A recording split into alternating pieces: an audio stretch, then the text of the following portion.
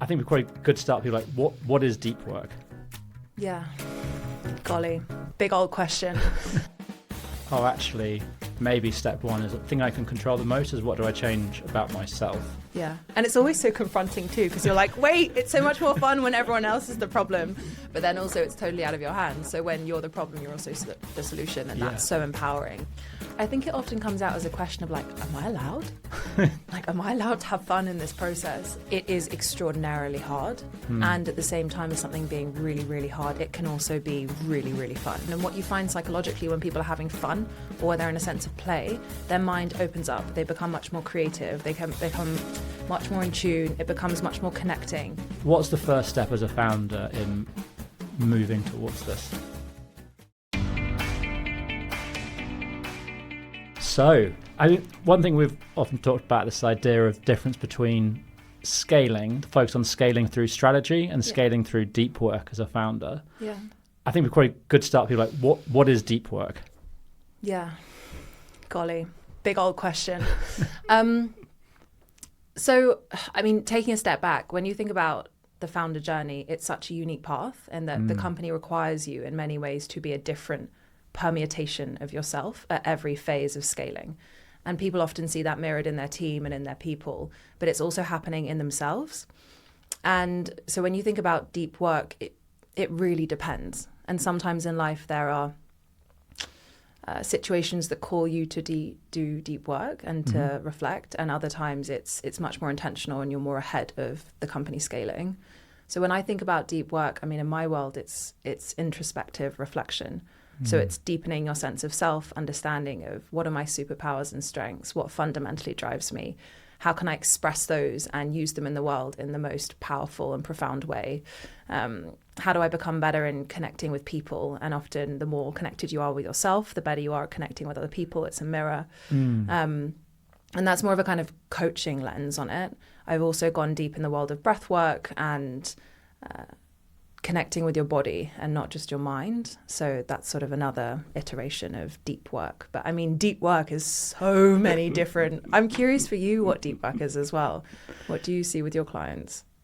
Well, I just think it's something that clients get to. Often they don't come to coaching looking for it. Yeah. But it's kind of where they need to get to really get the change that they want. And it's often like, oh, what can I change about my business? What can I change about my team? What can I change about X? Is quite external. Yeah. And then it's just going, oh, actually, maybe step one is the thing I can control the most is what do I change about myself? Yeah. And it's always so confronting too, because you're like, wait, it's so much more fun when everyone else is the problem.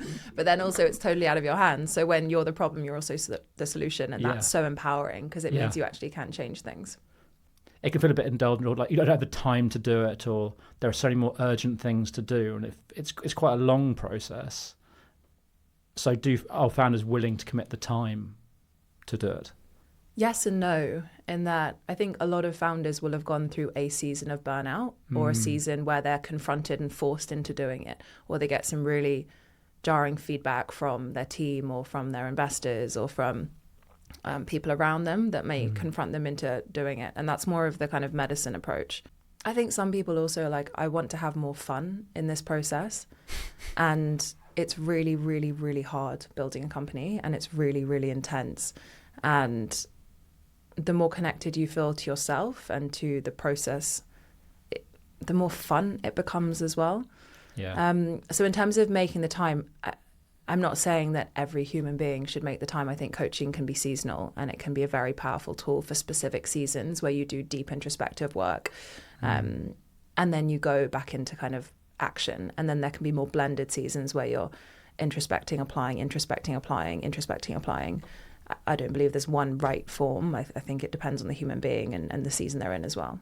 But the idea of fun feels like a slightly alien thing to founders sometimes. Feel like, again, slightly self-indulgent, like, oh, this is meant to be hard. This is meant to be tough. If it's fun, I'm not working hard enough, or I'm not moving fast enough. Does that something that ever comes out in work that you're doing? I think it often comes out as a question of like, am I allowed? Like, am I allowed to have fun in this process? And I think there's a lot around, it is extraordinarily hard. And at the same time as something being really, really hard, it can also be really, really fun. Mm. And I think there is a unique privilege in being able to create in the world and to build something completely of your own with a problem set that you perceive as extraordinarily valuable, to surround yourself with extraordinary people, to be on this mission and this journey, and to not have fun along the way also feels like a disservice to yourself. And the two can coexist. It's not black and white. It's not like either it's insanely hard or it's extraordinarily fun. It can be insanely hard and fun at the same time. Yeah, I think that's really fair. Giving yourself permission to 100%. to do it. 100%.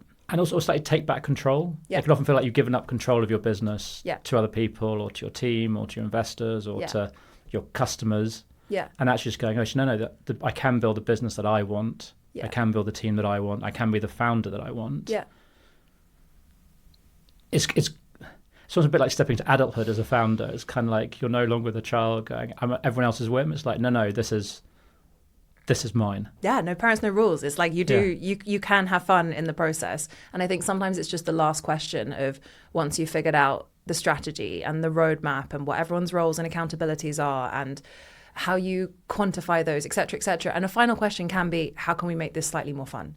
And just 5 minutes at the end where you take a step back and is there anything that we can do that will enable us to have more fun? And what you find psychologically when people are having fun or they're in a sense of play, their mind opens up, they become much more creative, they can become much more in tune, it becomes much more connecting. You in many ways become more human. There's like a childlikeness to it at the same time. But there's also a huge amount of creativity in the way of being when you're playing, when you're having fun. Yeah, because it sounds like fun sounds almost like you're not taking it seriously. But really what we're saying is like fun actually unlocks like another level of creativity, like a better level of founder, I don't know what the right word, but like, and the next level of foundership in terms of you become better. 100%. It's not that you become worse, you take it seriously, you actually become better. 100%. And I'm taking it so seriously that I also deserve to have fun. It's so much more sustainable when you're enjoying what you're doing. And there are certain seasons when it all like shit does hit the fan and the whole thing is an absolute nightmare. That is true as well. But as a general, if you can come back to how can we make this more fun in the process? How can I bring that energy of lightness to certain conversations that feel really, really serious and heavy? Often what you find is it focuses people's mind on like, what is the actual value creation in this conversation? What is the most important thing here? It's really interesting. Because it almost gives that gift to your team as well. Totally. I think if you're like, oh, this is life or death, this shouldn't be fun, that attitude kind of permeates through. And if someone is having fun, they might feel guilty. Whereas if you can show that it's kind of like, it can be fun and should be fun, that gives your team permission. Yeah, completely. I'm allowed to have fun in this process. We're allowed to have fun in this process. Not only will, fun improve our experience of this, it can also improve our performance in this too. And I think often as founders, that battle between performance and experience feels at odds. And actually the two, having an experience that you enjoy and feels is sustainable is also what allows you to run the marathon, as well as kind of the mini sprints. Yeah. Or the big old sprints. Yeah. So, let's say if we can accept that this kind of slightly counter to your idea of like fun actually leads to higher performance, it leads to sustainability, it leads like to better team morale, potentially better team retention and attraction. What's the first step as a founder in moving towards this? What is fun for me? Coming back to this idea of there's something very empowering about being like, oh wait, what the core of what I do or parts of my role are really fun. That's me playing, that's me being expressive, that's me being interesting. And asking yourself that question of what is fun for me. And there are parts outside of work that are fun for you as well in terms of what makes your relationships more fun, more interesting, more playful. What kind of exercise do you find fun? Not like, I have to do this is so dark. It's like, what kind of exercise is enjoyable for you? And especially when it's outside of work, which will typically for a lot of founders be bottom of the list at the beginning. And then you'll typically see as people either are longer in the game or on their second business or their third business, this principle of, oh, I actually need to be sustainably supported in order to build in the most powerful way. Yeah. You'll see that integrated more. Yeah. And people are typically then more connected in what is fun outside of work for me, alongside what is fun inside of work, and how do I surround myself with other people who are exceptional at what they do and they perceive what they do to be interesting and worth it and that they're choosing it. So identifying what is fun for you, but also identifying people that share those, what fun is, or doing interesting things to provide you that support network. Yeah, completely. And I think when people are doing taking a step back, fun sounds lighthearted and playful, which it of course is. But for example, for me, coaching is really fun. Mm-hmm. My sessions are really, I feel like I'm having fun. I can't believe I get to do that all day, every day. And that's one part of the world. Doing my accounts is not fun for me. That is not an interesting or fun or playful. If someone was like, Freddie, have fun doing it, I'd be like, fuck off, like, that's so annoying. However, I make it more fun by doing things around it that make it more interesting. So maybe I do it in a different space, or I do it a certain time of the day when my mind is sharpest, and I'm like, I reward myself for doing it. Tiny, tiny things that can make the experience of doing something you would typically find boring more engaging and rewarding yourself for it. It sounds so simple, but it's actually a powerful way of making it more enjoyable as you do it as well. And I suppose that kind of goes into outsourcing it as well, like acknowledging 100%. The bits, like I do an exercise with clients, we had like sort of a value enjoyment grid. It's like high value, low enjoyment, high and low for both. Yeah. And often it's how often people drift to like maybe high value, but definitely low enjoyment. Yeah. Like the high enjoyment, high value grid, people aren't spending enough time in. Yeah. That's really interesting. And the principle for me is always change it or choose it. So when you're doing something that you don't enjoy and you're not good at, can you either change it, so drop or delegate it, or can you reconnect it with a different way of that question of how could I make this more enjoyable? Maybe if fun is a bit annoying as a word, if it's like, how could I make this more enjoyable so that I could either do it quicker and with more commitment? I find that to be a very powerful way. Or if I need to continue doing this for the next 6 months until I can hire someone or delegate it, then for the next 6 months, if I apply exceptionalism to doing this task as well as I can and making it as enjoyable as possible, and then I know I can delegate it in X amount of time when I've got enough resources or capacity, or we've hired the right human in to do that. But a lot of this feels like discovery. It's kind of like really know yourself, like know what you enjoy, know what you don't enjoy, know what type of things might make something more enjoyable. Yeah. That feels like, I suppose it's because I did deep work. This feels like quite a depth, like know yourself quite deeply. 100%. It's paying attention, because we're normally paying attention to what we think externally is the right thing to do. And we pay less attention to our experience of doing the task. And so knowing yourself in terms of, do I find this energy net energy gaining, energy draining? That's really helpful data for you. And there are hacks and ways you can reframe things in order to make them more enjoyable in the process. And then there's also, it's okay to be like, I've tried the hack. I've tried to change it. I've tried to choose it, and I find it really, really hard. And that's great data to be like, okay, can you delegate it? Like, how can you either remove pieces of this from your life in the long term? So these hacks that you mentioned, so one you said was sort of doing it at sort of a time of the day where you have more energy. Another is try and do it in an environment. Are there any other sort of hacks that people might doing try? It with people? It's very helpful. Also being mindful, I think, around it. So I think about architecture of your day. And so if you know that your brain is sharpest at the beginning of the day, I think do the hard thing first. And so maybe you've done exercise, or maybe you've gone for a walk, or maybe you've listened to a podcast, or maybe you meditate, or something at the beginning of the day that frames your day. If you can then do the hardest task after you just set yourself up when your brain works best, I think that's also a really helpful way of, you feel good, you get a dopamine hit after you do the hard thing. And it's not like objectively the hard thing, it's for you where there's the most friction, and everyone knows what that is in their life. Yeah. It's also amazing how if you start just moving, like if you're feeling stuck, you just move, like physically move, even just a short like 2-minute walk or something, that carries through into like action, sitting down. Yeah, completely. It shifts your energy. And psychologically it can put you into a different frame of mind. And where we're most impactful, the piece in this as well is, it's not just what do I find the most fun, it's that combination of where do I create the most value and where do I enjoy the most. And that intersection of where you fundamentally create the most value and have the most enjoyment or fun, that's what we're looking for.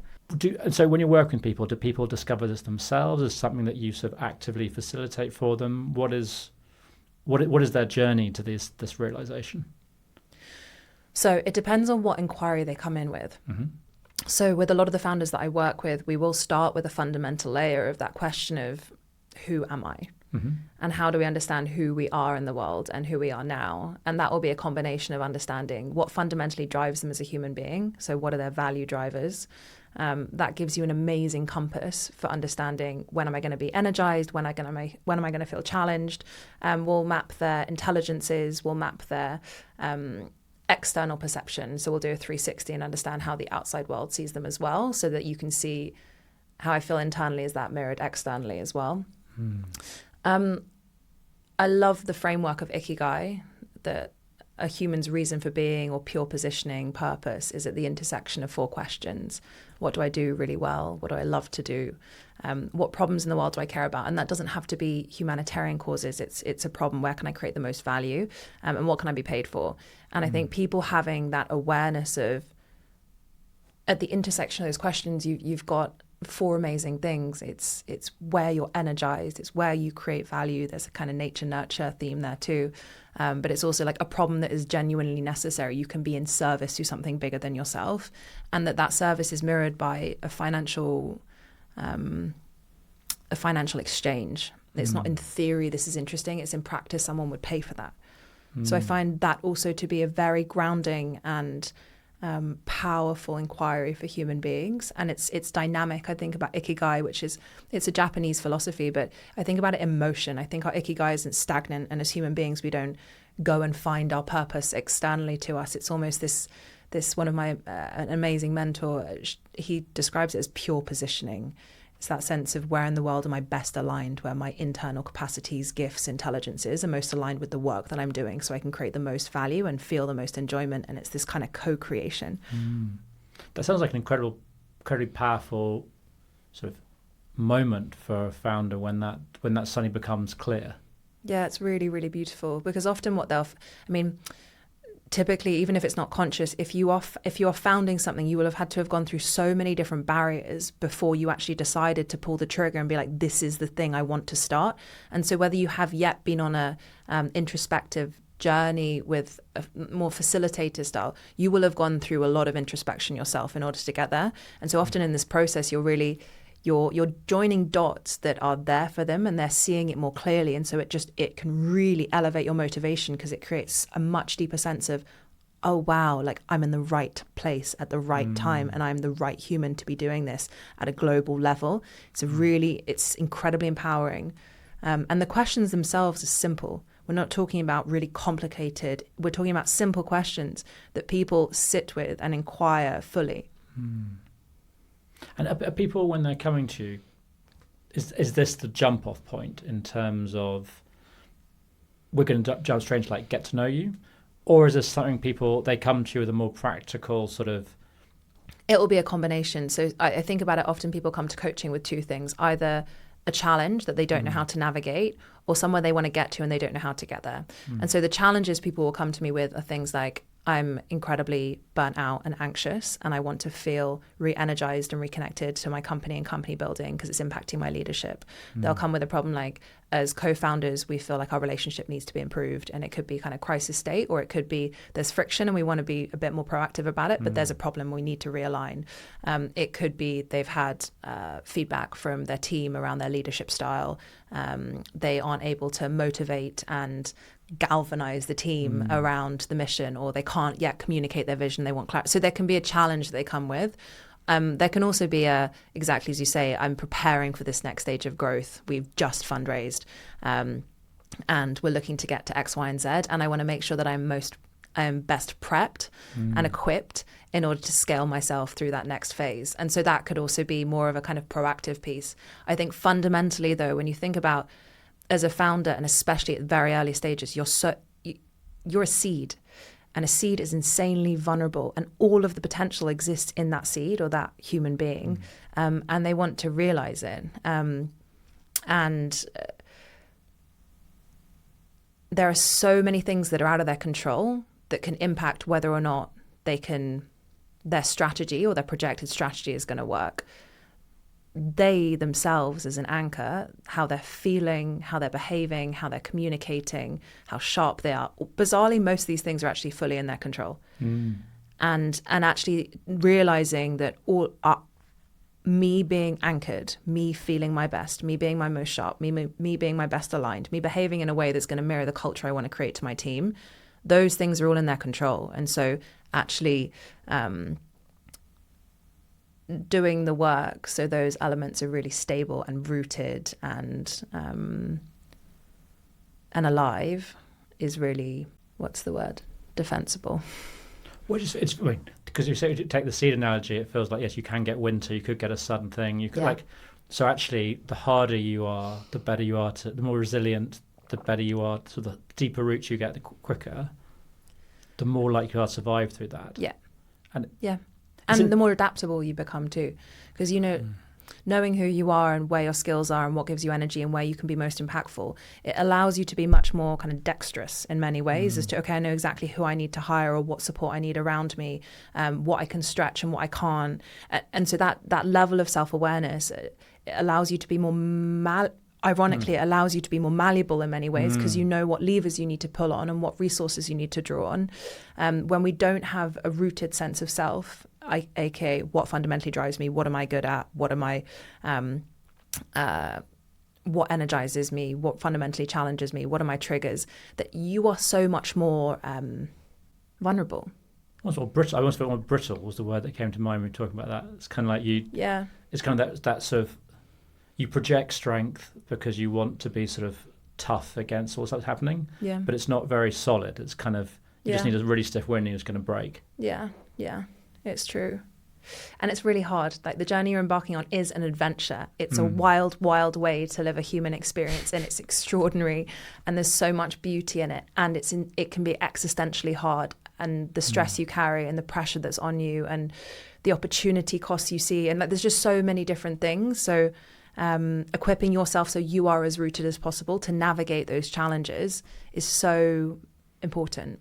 So I think people are becoming much more open to it and curious, and then they hear about it from other founder friends, and they see the change mirrored. And that's often the best way for people to be incentivized to do the deep work, is when you see people around you's eyes change and you see the sparkle arrive and you see the energy in them shift and you see their growth accelerate. And I think that can often incentivize that depth of work. But I often think about the deeper work almost like a season of wintering. It's like in winter, plants, roots, all of the energy goes into their roots, and that allows them then to flower beautifully in spring. And I think about that kind of slightly bigger picture seasonal or seasonality in our introspective lives. And it does, but they have to understand that it's a long-term game with deep work. It's not the same as just sort of strategy and implement. Try tweaking your pay-per-click strategy and see an instant result. Exactly. But then that sounds, the seasonality idea sounds like it is ideally a longer-term partnership. For a coach with a client. So you can sit with them at different intensity levels through these different seasons. 100%. And I think that also comes down to the coach's preference. For me, I find it most fun when there are pauses, unless they're going through such a rapid pace of scaling that the human you're meeting every single session is basically a different person, and definitely every 3 months they're a new person. But I also think pausing and playing in life and then coming back to the coaching work can also be powerful. So I think both depend, but it's really about the rate of growth. Because you can start with the framing, okay, coaching fundamentally is, where are you now? And that's often, who am I? Where do you want to be? And what's the space between those? And how do we accelerate that process and make it as enjoyable as possible? That's kind of very, very simple terms. Deep work can also be, what are all the things that are going to distract you or prevent you from getting to where you want to be? And for a lot of people, that's when they're not present. So they're lost in the distractions of the past. So past regrets or perceived failures, and they almost wear those scars on them or carry them like a really heavy weight, which prevents them from being as free as possible in the present to really play big. And then equally in the future, people are often very, very anxious and worried about things happening in the future. And so how do you balance their mindset so that they can be really and truly aware of the risks and really learning from past failures, setbacks, etc., but present. And so another element of deep work is that sense of, how do you cultivate your sense of presence? And And life gives you the data you need for that. Life is a perfect playground of all of their anxieties will be mirrored through company building. And so you can work on a deep level, but using present tense case studies. It just sounds like a really beautiful state to be in terms of this kind of this present, free, kind of unburdened by the past, unburdened by the future, kind of playful, higher creativity, sort of higher performance. And it's like something, it sounds very much just about me and am I okay? But it creates sounds like such a wonderful state to be in, both for you as a founder, but also for your business and your team. Yeah.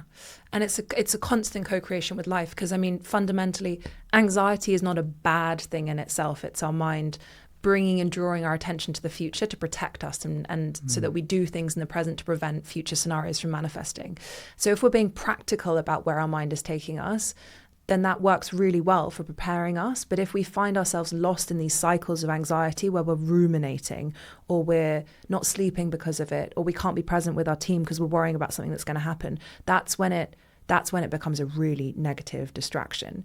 And both in terms of your experience of life and in terms of your impact and your performance.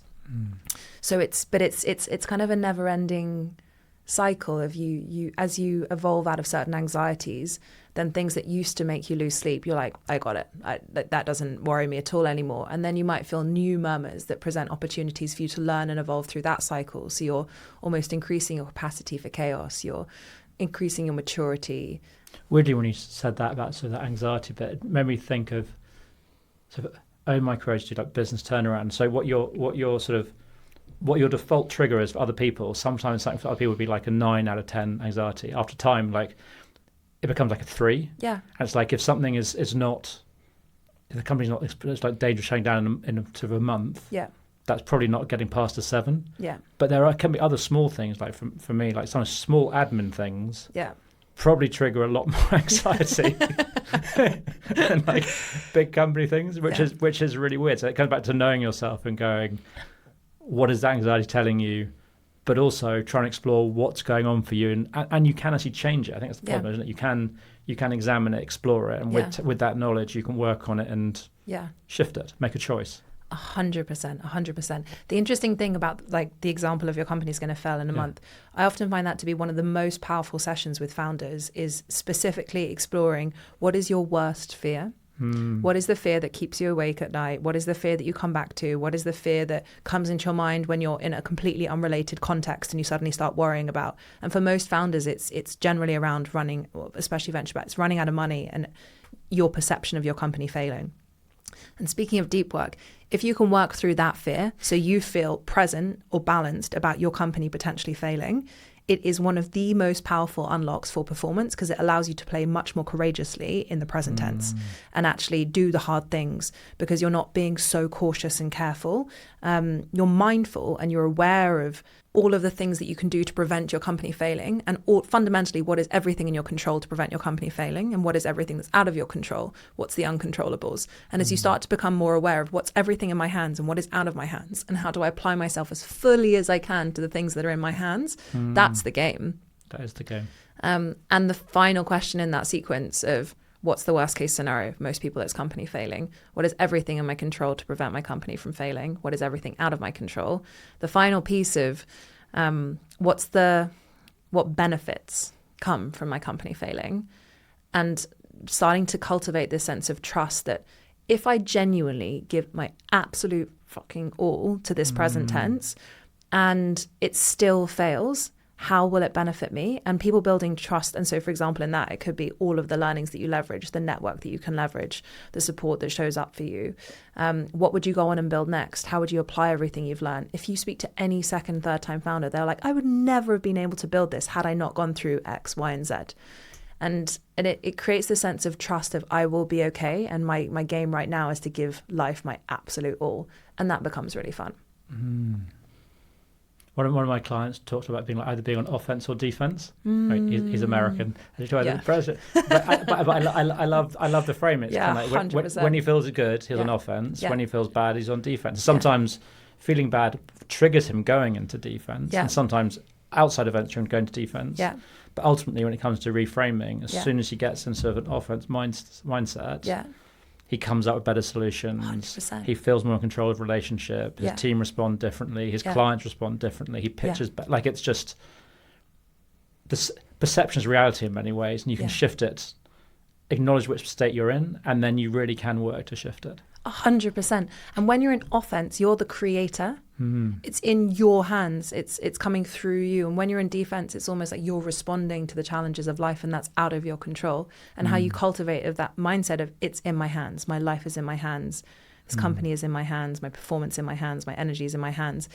You're much more motivated to go and do it. Whereas when we sit in a mindset of, if you extrapolate on the defense mindset of, I am at the whim. It's happening to me. Everything is happening to me. Exactly.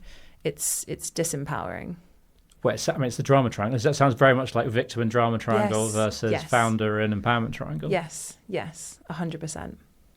Because even what you were saying about, so what's the worst that can happen? I think one thing I like to do with my clients is think about success separate from their company as well. Oh, like so powerful. Company is just, the current company may just be part of your journey to success, and that's okay. And I think step away from language like, oh, my company is my baby, my team and my family, or it's kind of like, it is, your company is a thing. Your team are people who are with you on this journey by choice, and they may choose to leave you, and that's also okay. Yeah. And this may just be a stop. So success isn't necessarily this company. Yeah, completely. And that separation of identity is so important, because it allows you to, again, you're so much more vulnerable if your identity is your company, that when your company's hurt, you're hurt. And it's not to say, I think it's almost it's really hard to separate yourself completely. It would be almost robotic, but to feel that there is space, I am a separate person from my company. Yeah. And I have all of these other qualities that then the company is just a vehicle. Yeah. And there could be a new vehicle in the future that, as I build my awareness and my network and my resources and my intellect, I will be able to create, manifest an even bigger vision than I could have seen with my current set of awareness, intelligence, etc., etc. But you say what you can control is the effort you put into it, the people you bring into it, your mindset, your approach. There's lots you can control. Yeah, totally. So it sounds like deep work can encompass lots of different facets in terms of we could use lots of different tools to get to it. Yeah. But at its heart, it's like knowing yourself, taking the time to knowing yourself. Yeah. What drives you, what excites you, and acknowledging that enjoyment and fun is and should be a part. I mean, we shouldn't use the word "should" as coaches, but like is and can be a part of your journey in a way that leads to a better journey and a better outcome. It's not a conflict. Yeah, completely. I think another way of framing deep work is, I mean, when you're connected to who you are, and then what do I want? And that sense of success as such, we often take as if it's an obvious, like it's obvious what success is, but success is a deeply subjective and personal question.